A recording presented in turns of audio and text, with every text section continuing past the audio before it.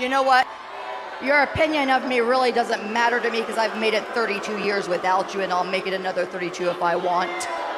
I had to contend with the era of the girl wrestlers being made fun of, contend with the diva era, and I had to contend now with all the stupid little MMA jiu-jitsu fighters wanting to come into my ring. So let me tell you something.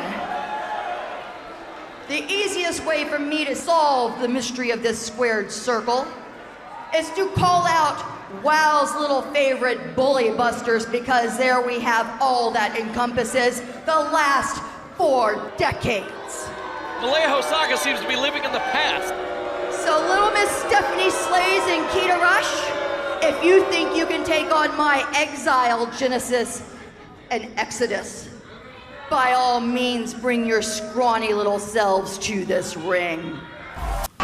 You know, and we all have our 15 minutes of fame, and I'd like to take a couple of my 15 minutes to talk about the rights and the wrongs in the world of professional wrestling.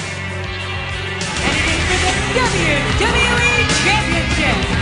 This match is for the ECW World Heavyweight Championship. For the World Heavyweight Championship.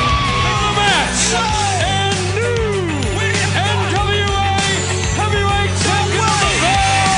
We appreciate you guys coming out and taking your time to support women's wrestling in America. This match is for the AWA World Heavyweight Wrestling Championship.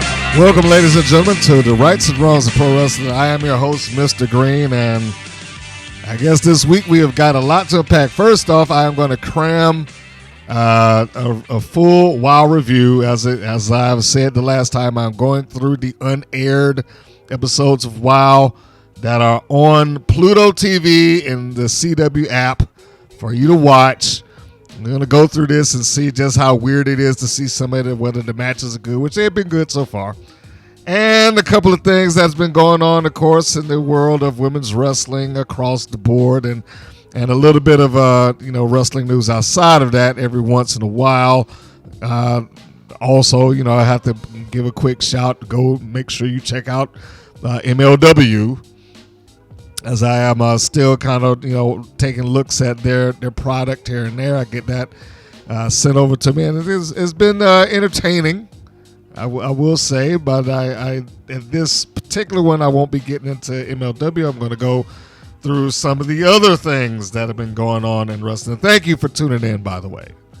I do appreciate those of you who have gone to the channel, done downloads, listen to it on YouTube or Podbean or wherever you find your greater podcasts. Thank you for that. If you haven't subscribed, please do, or at least like the channel or the platform that you are listening to this on. So let's roll into it. The first thing I have to ask, and please, your comments, if you would, about this one in particular. Did anyone out there watch the Ring of Honor This Is Women's Wrestling documentary? And I might be butchering the name a little bit. So, matter of fact, while I'm talking about it, let me just go to the channel. Make sure This Is Women's Wrestling, a Ring of Honor documentary. And did anybody out there get a chance to look at this? I did watch it in full, and they have an uncut version. I don't know which version I watched, because as far as I know, when I looked at it originally, there was only one version to see. So I'm not really sure if there's anything other than that. It was a fine documentary. It looked good. I don't think anybody that has taken the time to watch this would have thought differently that, it's going to look bad or anything like that. No, it looked fine. But it seems to me that it started off in one direction and then kind of went into another. And by that, I mean, the first thing that I was curious about walking into this was whether they were going to cover the entirety of Ring of Honor's women's wrestling history. With, you know, the ups, the downs, when they were partnered up with Shimmer, basically, when they did the Women of Honor Championship. Were they going to touch on any of those things? And unfortunately, no. They did not touch on all of that. They talked about essentially the very short-term history of the Ring of Honor women's title. And I think it's important to point out that the Women of Honor Championship and the Ring of Honor Women's Championship are two different things. They have, two different title histories. And with the exception of Sumi Sakai, they really barely acknowledged the Women of Honor Championship at all. And I'm a little disappointed with that they didn't talk about it. For that matter, that they didn't even bring the championship back. I mean, I know it's largely wrapped around somebody who has been, excommunicated from Ring of Honor, that being Kelly Klein. But I didn't see a reason for them just to get rid of the championship altogether, other than that they wanted a fresh start. And a fresh start they got, and that is where this documentary kicks in. It kicks in from seemingly Maria Kanellis coming in saying, I want to, start off a women's division, and, we want to have a new championship, and we're going to make this thing work. And they do that. They had the interviews, and they are talking to these ladies, and I would say the first 15 to 20 minutes of that is all hearing them talk about them, not the persona they are in front of the camera or in the ring. For the most part, it's them. You had some women who got very emotional there, talking about what it meant to them just to be called by Ring of Honor, to participate and all that stuff like that. And then it kind of slowly morphed into the recap of the tournament. And that's basically what this documentary is. It is a recap of the entire tournament. If you've never watched any of the matches in the ROH Women World Championship, if you never saw a single match in that, then you can watch this and you would understand who went where and how the eliminations took place, a little bit of the behind the scenes story. But by and large, it was like a video package that you would have before the next match or something like that. So informative in terms of the very short history of the ROH Women's World Championship, which I guess they're now on their second title holder, because Roxy, who was the tournament winner, I don't know if she would be considered an underdog or not, or was considered an underdog, but she won the championship. And as of last month, she lost that title to Deonna Purrazzo. So Deonna Purrazzo, an Impact Wrestling contracted wrestler, has now won the ROH Women's World Championships.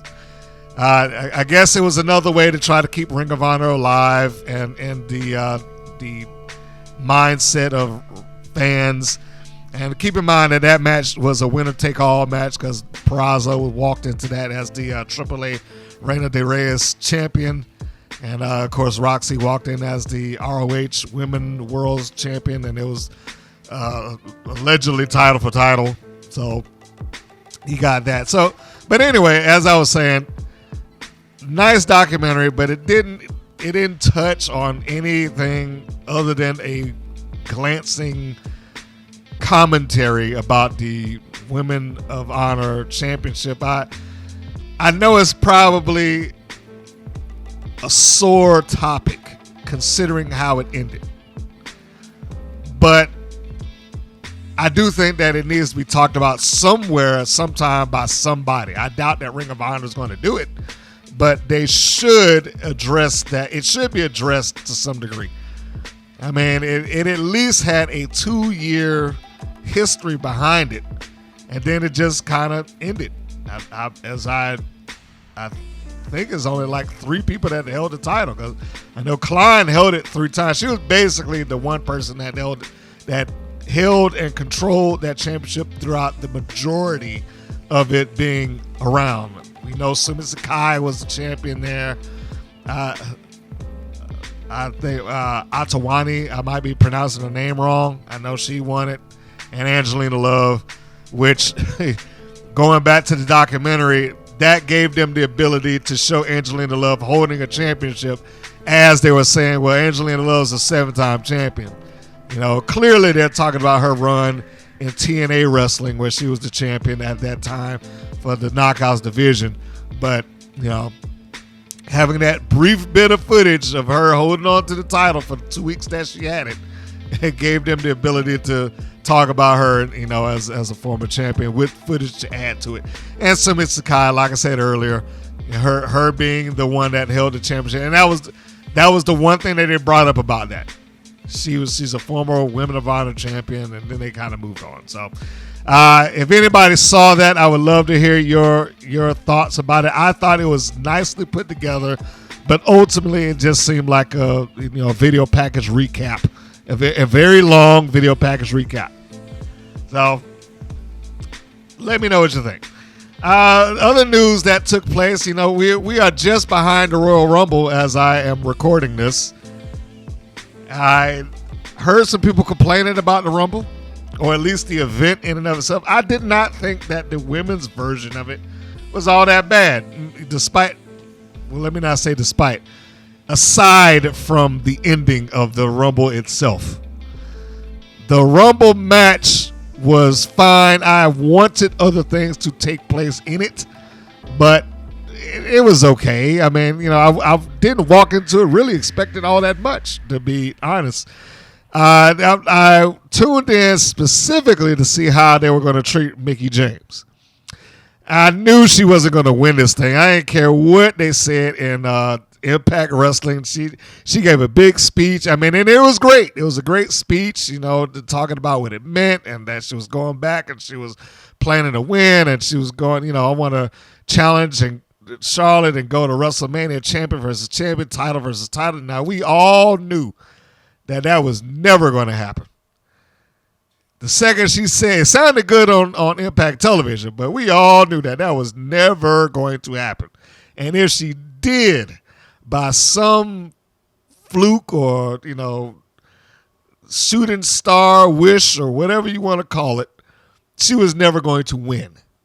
So not on a WWE stage against their prize woman, Charlotte Flair. And by the time the Rumble started coming around anyway, the news or the rumors that Rousey was returning had already popped up. So it wasn't really that much to be considered in that regard.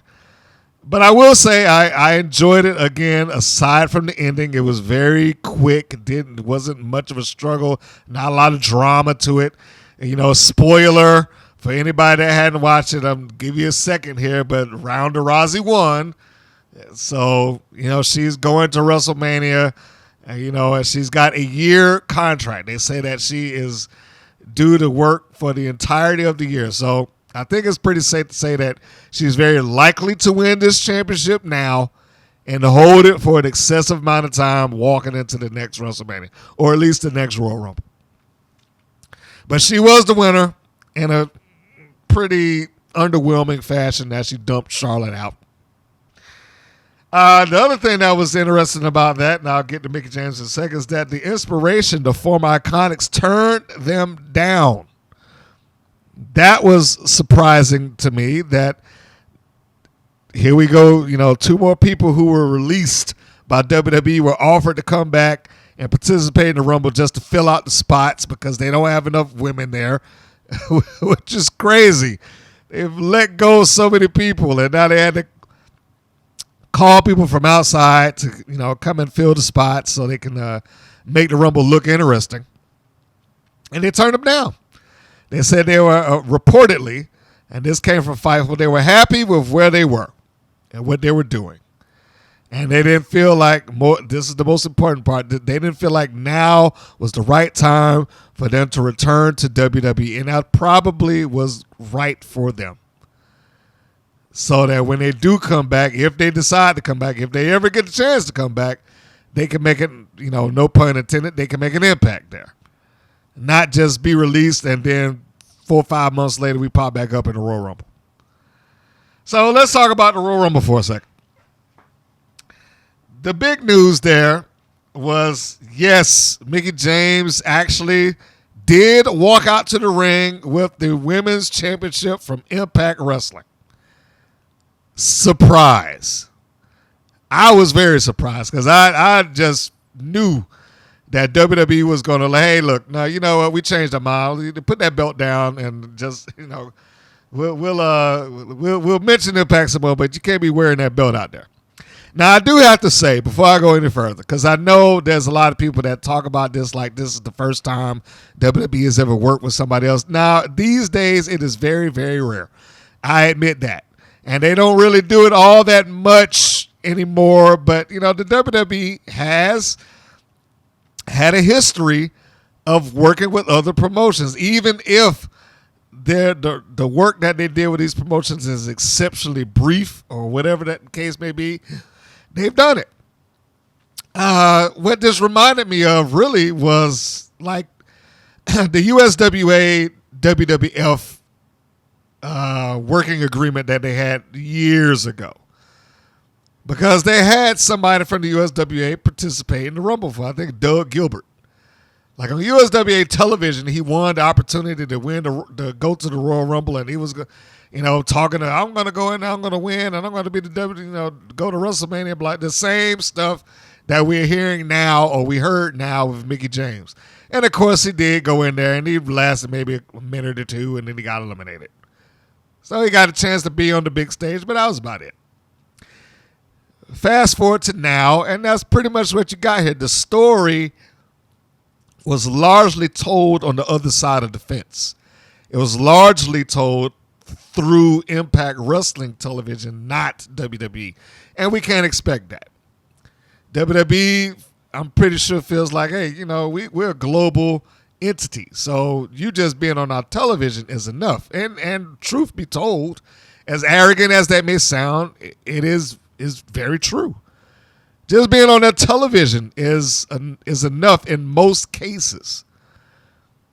I mean, just off the top of my head, when I think about the people that I work with, I just say USWA. I know Memphis Championship Wrestling when Triple H and Kurt Angle wrestled for the WWF Championship on that show. ECW, of course, we all know about that. Smoky Mountain Wrestling, I think they were the first ones to take a championship into that company and defend it, even though the crowd there was completely dead for it because they probably didn't know who they were and didn't care. But, they came in and wrestled on Survivor Series. I mean, they've done a number of stuff both ways. Shawn Michaels going to Smoky Mountain Wrestling, his buddy Landell, defending the Intercontinental Championship. Vince McMahon becoming the heel in USWA. The first glimpses of Mr. McMahon. You could probably go right on up the line. I forget which show it was that John Cena came in as a referee. I'm doing this off the top of my head. But Vince McMahon showed up. And, that was purely a favor. They could never pay for that dude.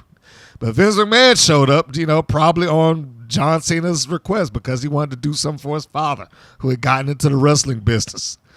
So, it is not unheard of for the WWE to do something with some smaller promotion. They've done it before when it suited their need and when that promotion poses no threat to them, regardless of how big or small it is.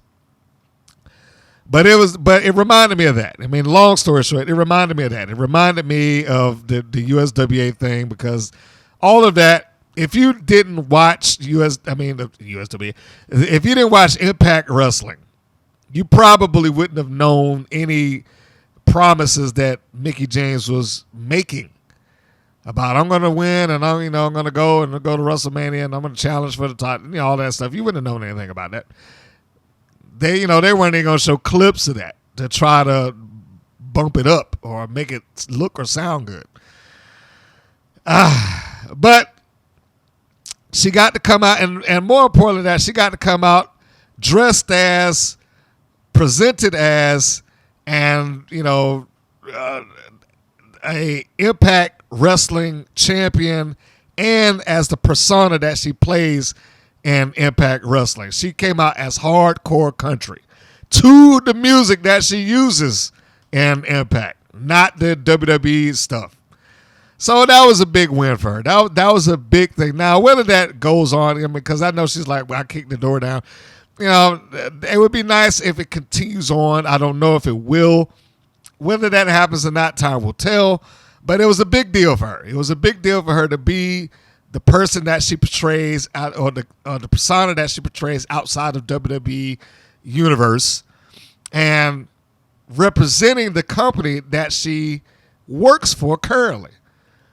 And not only did they let her come out to the ring wearing that, they interviewed her, and she had that belt fully in camera view right over her shoulder with the Impact logo right there on it.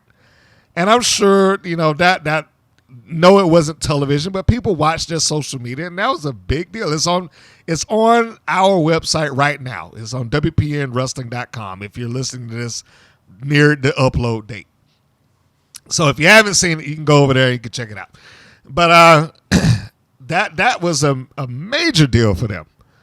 And kudos to Mickie James for taking the opportunity to not only do that for her to get, they'll pay me to come in, but to go in there and represent the company that she works for.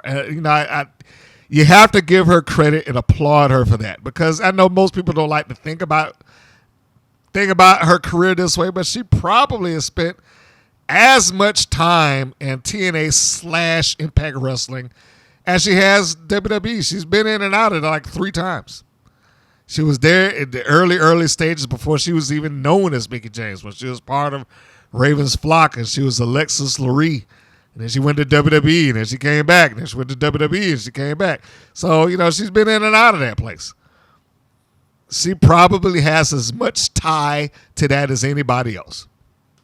So, bravo to her. When we looked at the Rumble, you had 30 women that went into that. And again, I thought it was a pretty nice showing. But out of the 30, you had 12 non-contracted ladies coming in to WWE just to take a spot. So you knew out of that, 12 people had absolutely no chance to win this at all. It was a little disappointing to see Melina come in and get thrown out immediately. It was nice to see her in there. You could clearly tell that it meant a lot to her for her to show back up, be in that ring, be in front of those fans, be in that crowd, in that building. She couldn't even hold her emotions in, regardless of the fact that she got put out very, very quickly, like some other ones did. I'm sure it was a big deal for her. I mean, technically speaking, when we really think about it, Melina has challenged. She hasn't won, but she has challenged within, we can't say a calendar year. Or we can't say within this year, but we can say within a calendar year, with the numerically speaking. She's challenged for the NWA, Impact, and WWE Women's Championships within a year's span. Technically speaking, if you considering that you getting in the Rumble to challenge for, or she challenged for the contendership. So yeah, she's been all over the place. So big deal for her. But Melina, Kelly, Michelle McCool, Cameron, which that was a ridiculous surprise. But I see once she was in there why they brought her back now to help further Naomi's story. Ivory, the RTC version, the Right to Censor version. Brie and Nikki Bella, Mickie James, Alicia Fox, Summer Rae, Sarah Logan, Lita. Who was it? Molly Holly. So, you had a lot of ladies that came in. You know what? I miscounted. 13. I didn't count Brie, Nikki Bella. 13 non-contracted women showed up to be in the Royal Rumble. So you had 17 ladies who were actually part of the contracted roster that was participating in this. Probably 10 of which you could eliminate right off the bat that they weren't going to win. Like when it came down to the Final Four, I was like, Shotzi's not winning this. Shayna Baszler, no, she wasn't going. She hadn't even been presented as a top girl on the main roster. In NXT, yes. In the old NXT, in the good old days of the black and gold. But she hadn't been even presented as a top girl. You knew when it got down to the nuts and bolts of it who was going to win and who wasn't. The only thing that I really wanted out of this was I was pulling for Belair to win the Rumble. I didn't think she was going to because Rousey was rumored to be there, and then she popped back up at the end. She was number 28, so no big surprise that she won it. But I was pulling for Belair to win it again so she could get her storyline with Becky Lynch. It's still not too late, but it ain't looking good. We knew that the Naomi Sonya Deville thing was going to get kind of pushed forward. I am a Michelle McCool fan. I know I'm in the minority when I say that. I wanted to see her have a confrontation with Charlotte Flair. Didn't happen, but I wanted to see her do it because they kind of remind me of each other. Not just the fact that they're tall, statuesque blondes, but when Michelle was there, she was the one that they pushed once Trish was out of the picture. Trish left, Michelle became the girl. And it's unfortunate for Michelle that she's kind of sandwiched between these two eras, that her title reigns are kind of largely forgotten. Trish gets a lot of attention for being a 7-time women's champion. Charlotte gets a lot of attention for being Charlotte Flair and having won everything that she could. Michelle McCool won the Divas Championship. She won the Women's Championship. She retired a little early, so she really didn't, get that long span that some of the other girls get. And she never had a match that people are going to look back on and be like, oh, yeah, she was great. I mean, she had some good ones, but nothing that anybody's ever going to bring up like, oh, yeah, you should go back and watch this Michelle McCool match. She had a great heel turn. It was, she had a slow burn to being a heel. I enjoyed it, but once she got there, and she was able to become who she was, it just didn't really do much more than that. I thought she had a way more potential other than being the Undertaker's wife. I know a lot of people like to levy that on top of her, but it would have been nice. I think it would have been nice to see her kind of get to the finals somewhat like Mr. Perfect did when he made that comeback in the Rumble. Like, he got down to the Final Four, and it was shocking. But the things that I was pulling for Belair, I didn't think Liv Morgan was going to win it, but I wanted to see her go to the end because she needs something to keep her in the conversation about winning a title match.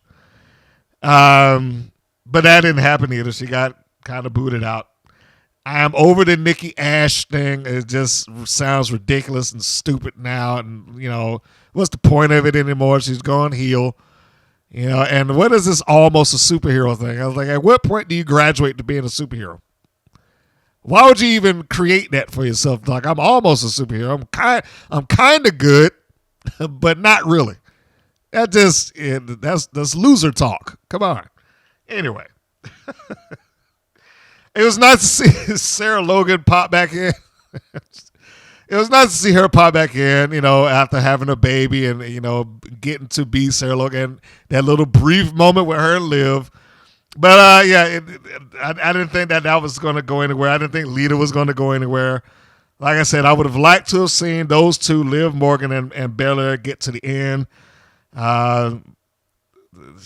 They got close. Belair got close, but she didn't quite make it. And Ripley.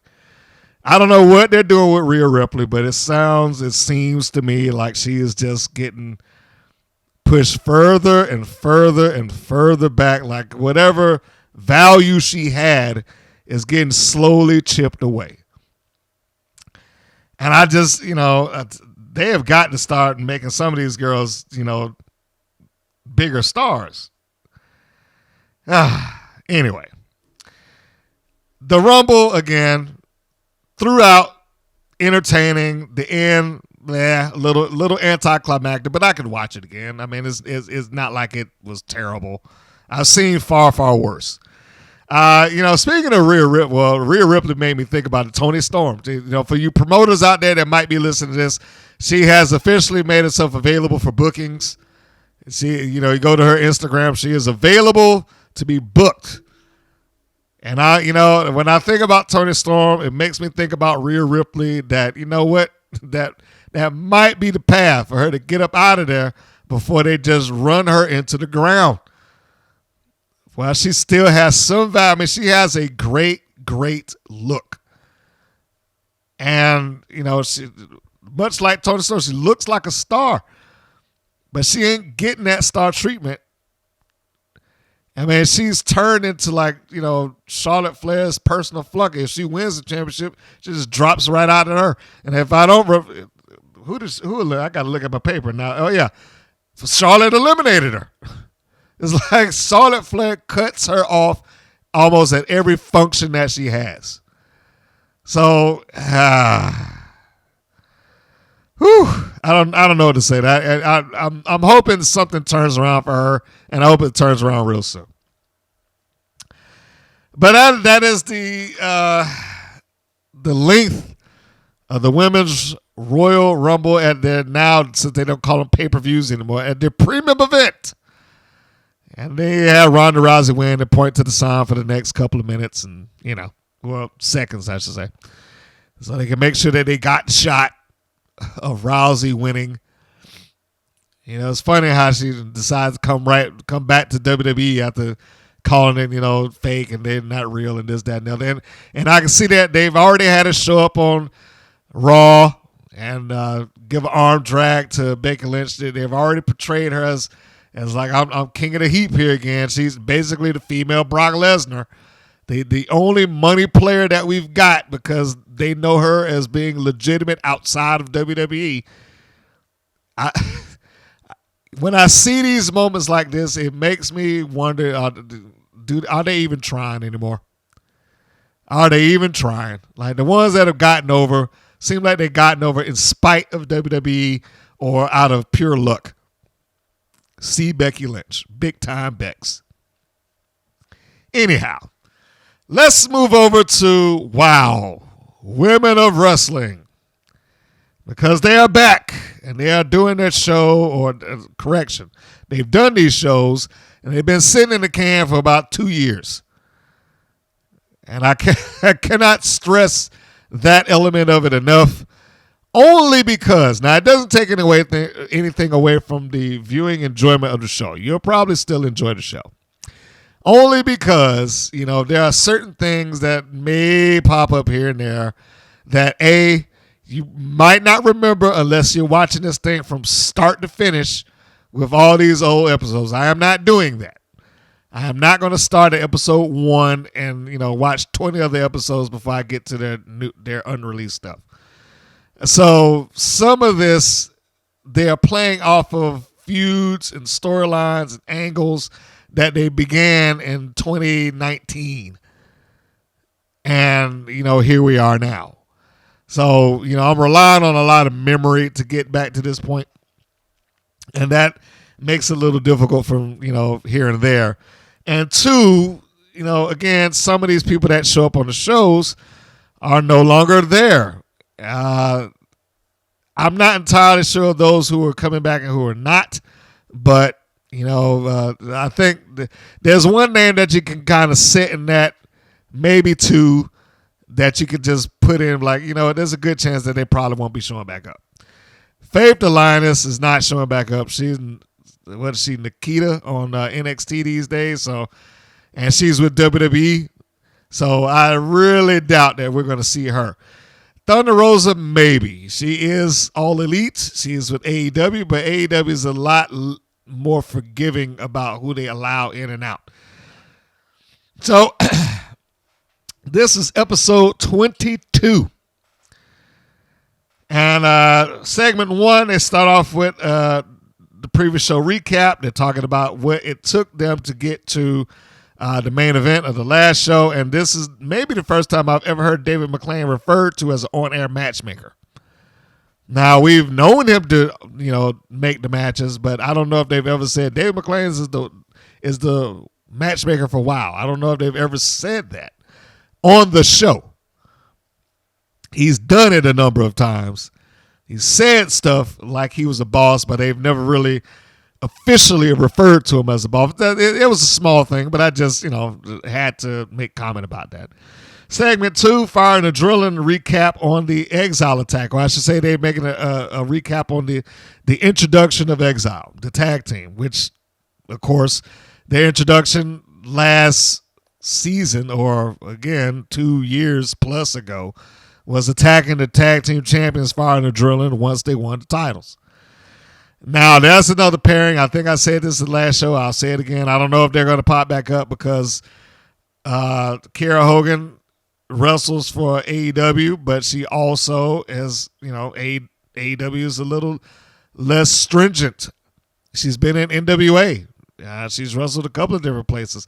So the fact that she's there does not necessarily mean that she will not be on Wild Television, but it's like even her look has changed entirely. So I'm not sure how they would pull that off, but other than to say that, well, we just put the belts on hiatus and here you are, or some nonsense like that.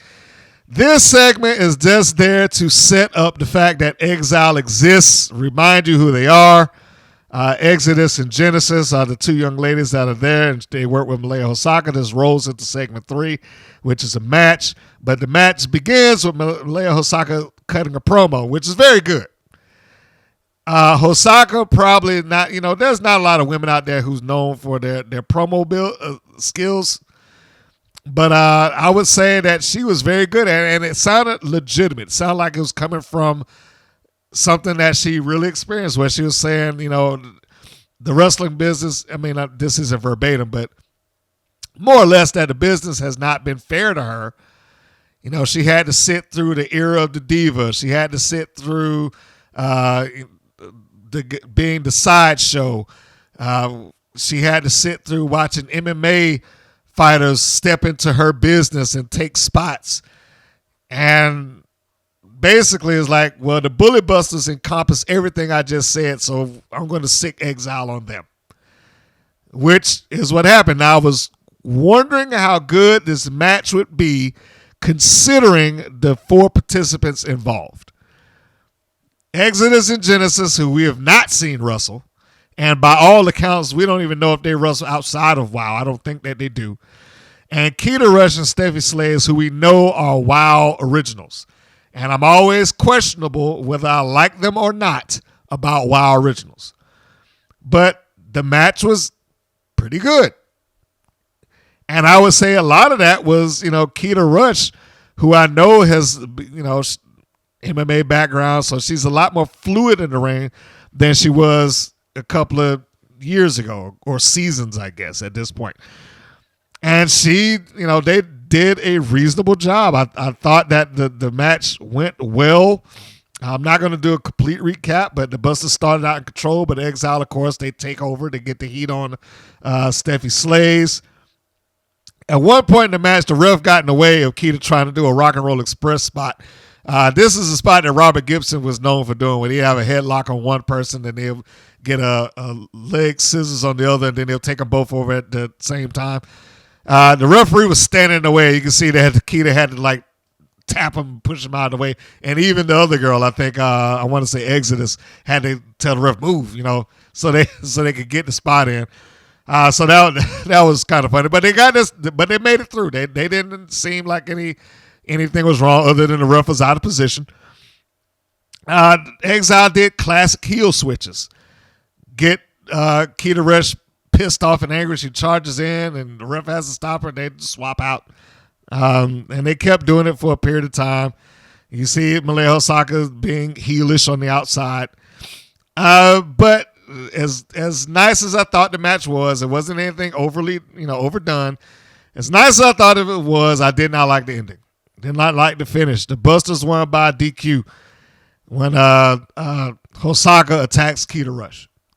Keita gets the tag. She comes in. She starts cleaning the house, and then Malia Hosaka comes in and attacks her, which I didn't really see the point in that. I mean, again, this is Exile's debut. They should be debuting against somebody they can beat. I didn't like this because I thought it shortchanged them, even though they got a beating in on the Busters. But if they were going to do that, I think they could have gotten there one or two ways. To get to the same place that they got, I think all it would have taken was Malia Hosaka adding in like one little thing into her promo where it's like, look, this is Exile, my girl's making a statement, and we're not concerned about the win or the loss. The end result is going to be the same. You're leaving here on a stretcher and taking residence in the hospital. It starts with the Bullet Busters and it ends with the Tag Team Championships. Something along those lines would immediately put that into place. So, all right, well, we know that they don't care where this goes, and I wouldn't have had the match go that long. If that was their ultimate objective, just to hurt one of the Bullet Busters, which they did in the WoW universe, Malia Hosaka comes, they attack her with the chair, they hurt her leg, they put the figure four on, she pulls herself up, trying to break her leg, pull herself up by the rope, her being Malia Hosaka. If that was where they were going, I was like, there's no reason for this to go any longer than, 2 or 3 minutes. Just have them attack him. Just have Exile attack him, and then, once the Bully Busters start anything, just break this up, push the ref out the way, and show that they do not care. We're not concerned about this win at all. And go with the same ending. The other way that they could have done it is the way that I would have liked, is for them to get a win. Just bring in 2 girls that are local to California, have them come in and take the beating, job them out, and then be done.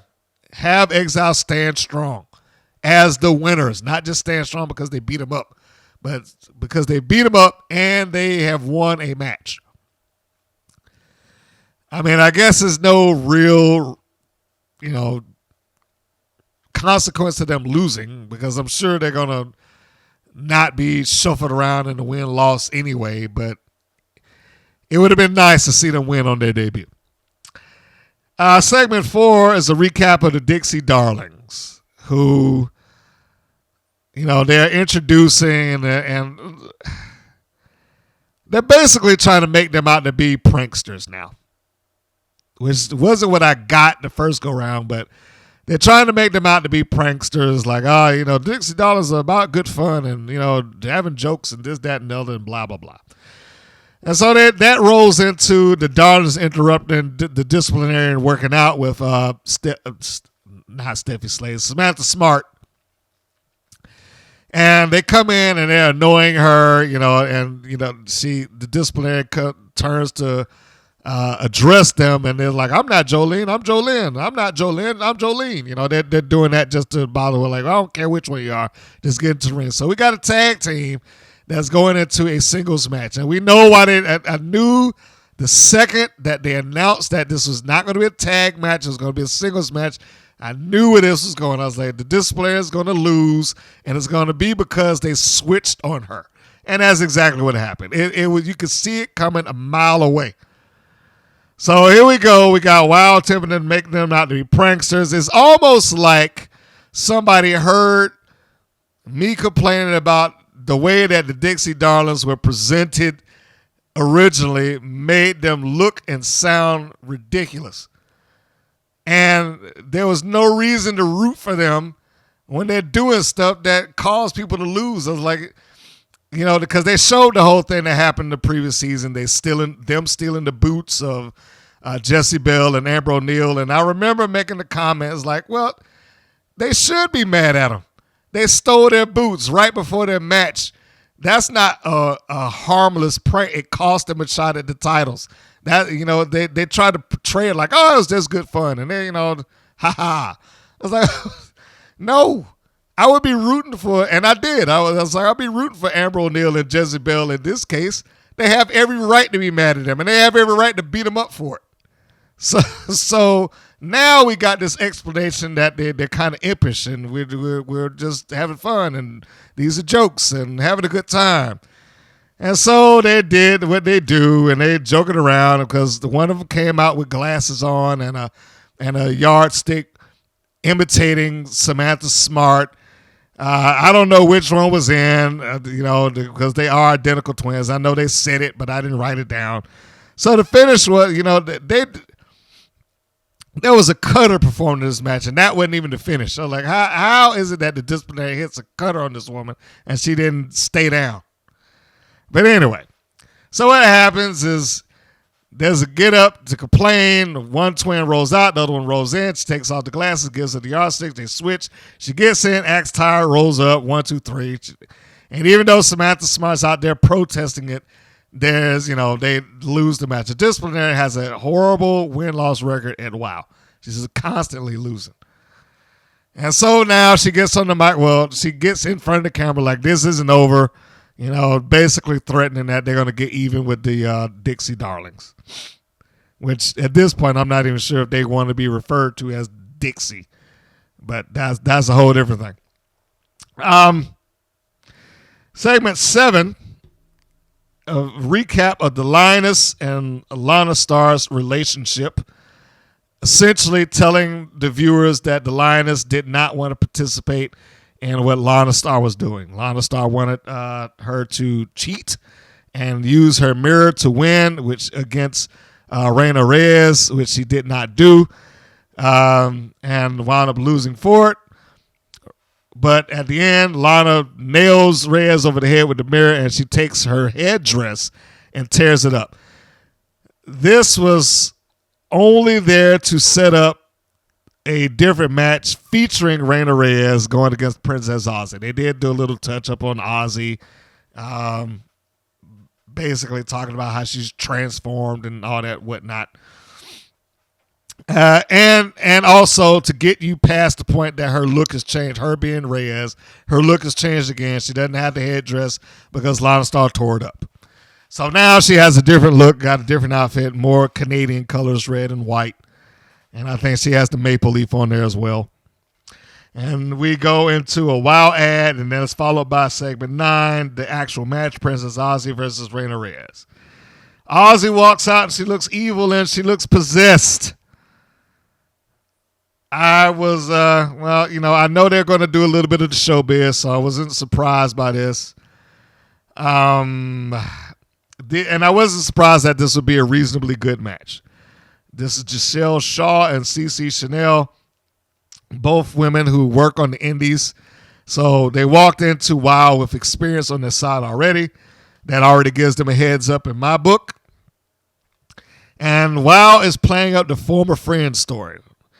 And it starts off with like Reina Reyes like, well, you don't have to, what are we doing? You don't have to wrestle me and blah, blah, blah. Looks concerned. And of course, Princess Aussie is not listening to her because she's underneath this spell. Now, I'm going to stop for just a second to say this about that. Why, they got on the commentary like, she has to wrestle her friend. I wrote down, why does she have to? Why does she have to take this match? Why does she have to wrestle her friend?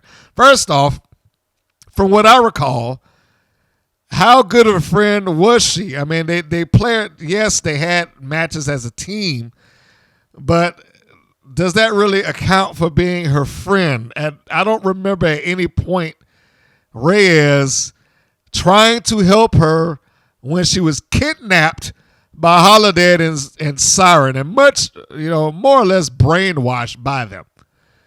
She didn't go to the promotions like, hey, we need to do something. She didn't call the cops. She didn't institute a search of her own. None of these things took place. So why is it that she has to have what kind of friend is that? The way that you're portraying is like we're best friends. Like, I don't see that at all. Where is this coming from? 2, for what reason does she have to take this match? other than that David McClain made it. And if that's the case, then put the heat on David. Like, well, David, you made the match. I just want to see how it worked out. I did not feel the emotion or the drama of the old wrestling trope of the former friends wrestling each other. I didn't get any of that. It was a good match, but I didn't feel the drama of that they were trying to portray. It just didn't work for me. Like I said, I don't see any reason why A, she had to take the match like I have no alternative but to wrestle you, or B, why all of a sudden I'm your close dear friend when I didn't bother to help you whatsoever, or at least very minimally. Because if she had tried harder, then maybe she could have tracked her down and got her from the siren. I mean, they all work in the same place. How difficult would it have been? Anyway, but that's applying logic to this situation, and we don't need to do that. So anyway, Ozzy is the possessed heel, and they have a nice exchange between the two of them. Reyes did a twisting flapjack, kind of out of a suplex position, which was nice. They had a nice exchange of kicks. Reyes nails a super kick, and this is the end of the match. I'm skipping over a lot of stuff. After she puts Ozzy down with the super kick, she goes for a Sky Twister press, and boom, Reyes is attacked by Holiday and Siren. I believe she won the match, but she's attacked by Holiday and Siren. They come in and they are saving their new recruit, I guess we'll call her. And as she's taking the beating, as Reyes is taking the beating, then out come the Psycho Sisters. Fury, Spike, and Mesmera. They come out to attack the team of Holiday, Siren, and Princess Ozzy. So this seems like that's the growing rivalry and the feud that's happening in WoW. I'm sure they will drag this out until the end of the season where they have a blow-off match between the six of them or something along those lines. I'm not sure who is supposed to be the babyface here. It's still, like I said, when they start teasing this to begin with, this feels like a heel versus heel faction thing. I'm not sure who I'm supposed to root for in this, but we'll let it play out and see if anything changes. Segment 10, Serpentine, who we know is Thunder Rosa, is doing a sit-down interview, and she's doing it entirely in Spanish, which I thought was a nice touch to her persona. And she's pretty much, they got the captions on the screen so you can follow it if you do not speak Spanish. But she's pretty much explaining to the viewing audience why she became Serpentine. How she began to identify with the serpents and the snakes and so on and so forth. So this is the lead in to the main event. This is the first championship defense by the WoW champion, who theoretically speaking has probably held the championship for like 700 days with no title defenses underneath her. She won the belt, but she hadn't defended all through 2020 or 2021, and here we are in 2022. I mean, if we're going by the TV timeline, all this is old, but they never put it that way on Wikipedia or anything like that. So this is the championship match, and I was not worried about this at all because Thunder Rosa is a pro and exceptionally good, and I knew that having her in the ring with the Beast was only going to make the Beast look good. And that's exactly what happened. The Beast played the power game and pretty much shoved her around, shoulder blocks, clotheslines, this, that, and the other. And as this goes on, Tessa Blanchard comes out and attacks Serpentine. And then Jungle Girl comes out and attacks the Beast. Of course, the Beast takes over on that. And I think that the brawl on the outside happens with Blanchard and Serpentine. this was a short match and it ended with a DQ. So we had 2 disqualifications in the course of this 1 hour show, or less than an hour show. But I guess you do what you can do with the Beast. Again, much like with Exile, it would have been nice if her inaugural championship defense had been a dominant win. It didn't necessarily need to be over Serpentine, but it would have been nice if the first time she actually had to get into the ring and defend that belt, she was able to beat somebody for it and not be interrupted and all that stuff. Now, they could have had the match last week, in the previous episode, where it's like, hey, I'll take on anybody, open challenge, and have one of the Wild Girls that ain't doing nothing, that has no storyline, that really has no name, come out there and take the beating. Because that's all they really need off of her. She's, comparatively speaking, kind of like their Goldberg. I need somebody that we could just run through the competition, make her look dominant, and then move on. And that's what they did. So, it'd have been nice to have seen that, to have had that, but alas, that didn't take place. And it finished off with a disqualification. As we move over to the next episode, that'll be episode 23. So what did you think if you looked at WoW? Did you like the episodes? Are you watching the episodes? Were you able to find the episodes? Because I know some people have had some technical difficulties locating WoW for whatever reasons.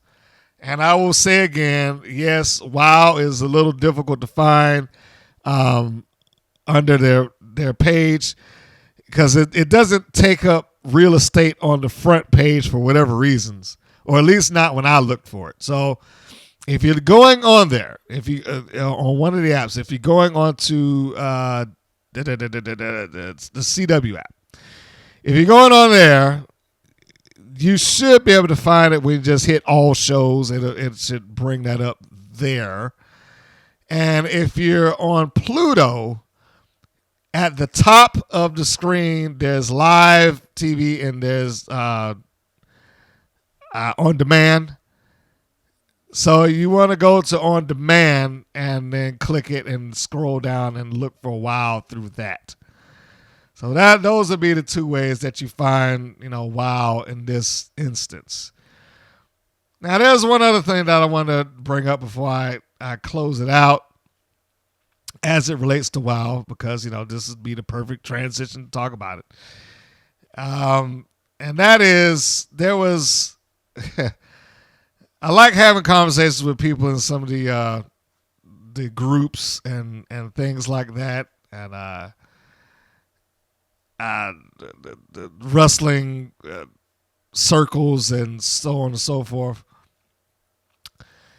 It is interesting, some of the opinions, and I can't get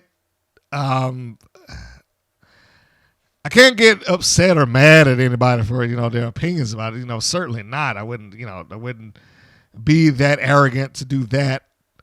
But I will say, I think sometimes some of the statements are not thought through. One of which was when they made the announcement that they were going to get TV, and they were going to get TV as relates to syndication and being spread out across the country through Viacom and CBS, or CBS Viacom. One person was like, "Oh yeah, well that's going to put them right on par with AEW and WWE." This is not something I'm making up. He felt like because they will have that, they will be on par with them. Now, I will say that them getting the syndication will give them an edge that most other wrestling promotions simply do not have. I agree with that. And they might be positioned kind of as a third brand or a third wrestling promotion, maybe. And I'm saying maybe. We have to see where their their reach goes when they start airing the new episodes in the fall. But if they are a third brand, well, a third wrestling promotion, or whatever the case may be, however you want to look at that, they'll be a distant number 3. Like, I like WoW, but I'm not going to sit here and blindly say because they have that they're going to just suddenly, oh well, yeah, they'll be right up there on the same level as WWE and AEW. No, they will not. I'm sorry to disappoint that guy, but no, they will not be on the same level as WoW, as WWE and AEW. That is just not possible. WWE is, and I'm not saying this to be defending WWE, because certainly they do not need me to defend it. But they are a global brand. They air all over the world. And they air all over the world live. And they air every week, multiple times a week. And they got a huge $1 billion 5-year deal. All of those things don't put them into the same. It's like when people back in the day would talk about, well, ECW was the third part in the Monday Night Wars. No, they weren't. They were a distant number 3 at best. Yes, I was there. I was watching. I was looking at it. And ECW was great television. But they were a distant number 3 at best. You could not put them on a business scale on the same level as WCW or WWF at the time. Not in terms of the buildings that they did, not in terms of the reach that they had, the distribution that they had, the numbers that they pulled in from pay-per-view, merchandise, or any other way that you want to cut it. You just could not do it. Fast forward to now. WoW, again, I like WoW. I wouldn't be watching these episodes and reviewing them if I didn't like them. But to think that they would be on the same level as them, no, they are not. And unless they get a different television deal, unless they start running all year round, unless they start doing merchandise sales that are ridiculously high, unless they have a global reach and various other things, start touring, there's no comparison. There's no comparison.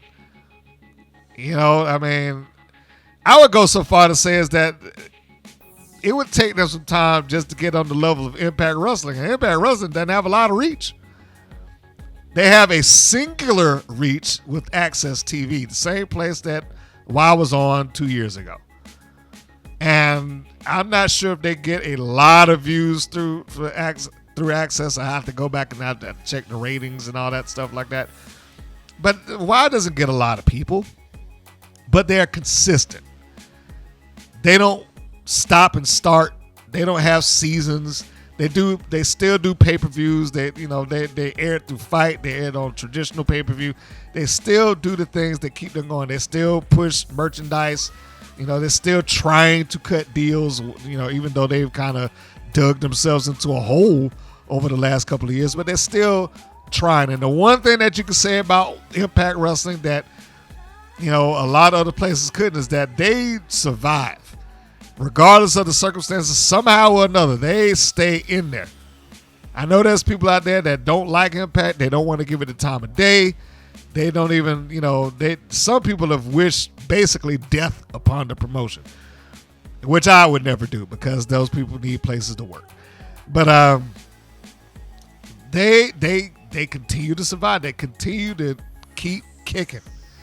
WoW has not done that almost anywhere, under any circumstances, in any incarnation of WoW that existed. This is the 4th incarnation of WoW.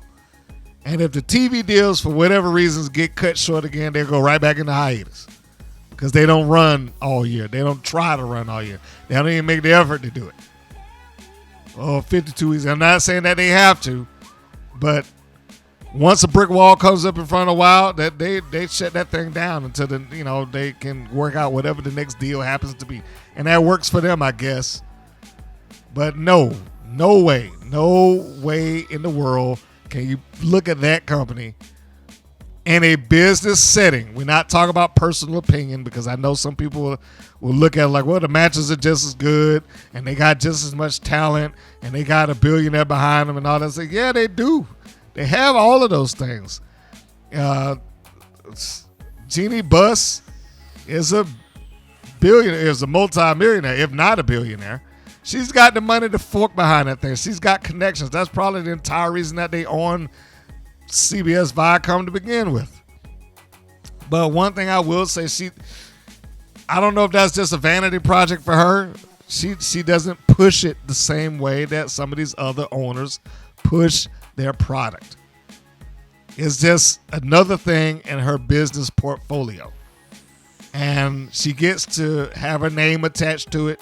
She gets to take credit for it. She gets to do a lot of things with it. But the one thing that she doesn't do is she doesn't push it beyond that. She doesn't make WOW try to get to a point where it is a wrestling promotion rather than a TV show. But, I'm not going to keep going on that because it makes me sound like I'm just burying WOW. The point being is, to answer the question, no, WOW is not and probably not going to be the number 3 promotion in the country. I sincerely doubt that. Nobody's going to ever look at it that way until they start doing other stuff, until they start selling out other buildings, going to other locations, selling big merchandise, selling out pay-per-views or something along those lines. Until those things happen, no, that will not be a thing. So with that, we will close this chapter and this review of WOW Women of Wrestling and the bonus material that has gone along with it. Thank you for tuning in to the WPN's Rights and Wrongs of Pro Wrestling. If you would be so kind, I will repeat, and you like what you hear, give it a thumbs up if you're listening to it on YouTube, or like it or review it. Any other location, if you're just stumbling across this and you have not considered following, please give it a consider, that you may subscribe, follow, like, share. Those things help support the channel all the way around. It helps keep us within the algorithm so people can find us. It helps keep the brand of the WPN alive. And, I know some people would ask why you don't push the matches. I think I answered it the last time, but I'll say it again. A lot of that was just because of the pandemic. Pandemic came along, and a lot of the partnerships that we had at the time, or I constructed at the time, just got put into hiatus because they were in hiatus. Couldn't do anything. I was having matches and paying the talents because I had a place to put them. But a lot of those locations, they're slowly coming back around, but a lot of them haven't been back. My primary partner hasn't come back at all. So we'll see. But anyway, any other questions, comments, please leave them below, or you can contact me directly. Just leave your comment and I will read through it and maybe read that on the air or respond to it on the air. I'll be bringing this thing back around in short order since I got to get through these matches and get through these shows. Thank you again for your time, your effort, and your support. And on that note, folks, this is Mr. Green saying that this is Mr. Green saying so long, and we will see you on the next go-round. Goodbye, everybody. Thank you for listening to the WPN's Rights and Wrongs of Pro Wrestling. If you have questions or comments, please contact us via our Facebook or our YouTube channel at the Women's Pro Wrestling Network. If you're new to the WPN, feel free to subscribe to our channel and like our page. We appreciate your support. Thank you again for listening.